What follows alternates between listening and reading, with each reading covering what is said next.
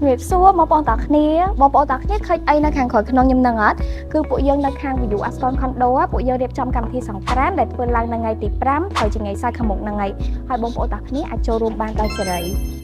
ថ្ងៃសង្ក្រាន្តនោះដែរពួកយើងក៏មានដូចជាការលេងល្បែងប្រជាប្រិយខ្មែរជាច្រើនហើយក៏មានដូចជានំខ្មែរនំអន្សមនិងអាហារសម្រន់ផ្សេងៗសម្រាប់ភ្ញៀវកិត្តិយសដែលបានចូលរួមក្រៅពីនេះទៅទៀតក៏មានដូចជាការរាំលេងកម្សាន្តនៅពេលល្ងាចហើយអ្វីដែលកាន់តែពិសេសជាងគេនៅថ្ងៃសង្ក្រាន្ត View Aston របស់ពួកយើងបងប្អូនទិញ Condo ភ្លាមគឺមានការបញ្ចុះតម្លៃរហូតដល់ 20% បន្ថែមពីនេះទៅទៀតក៏មានដូចជា voucher សម្រាប់គ្រឿងសង្ហារឹម free ចំណតឡាន free management fee ហើយក៏មាននឹងអ្វីផ្សេងៗទៀតដែលអាចផ្ដល់ជូនទៅអតិថិជនទាំងអស់គ្នាបងប្អូនអាចមកចូលរួមកម្មវិធីដែលសប្បាយបែបនេះសំខាន់គឺទទួលបានផលចំណេញទៅវិញទៀតកម្មវិធីនេះដែរគឺធ្វើឡើងនៅថ្ងៃទី5នៅអគារ View Aston Condo កោះនរាជួបគ្នាជាមួយបងប្អូននៅថ្ងៃស្អែកសូមអរគុណ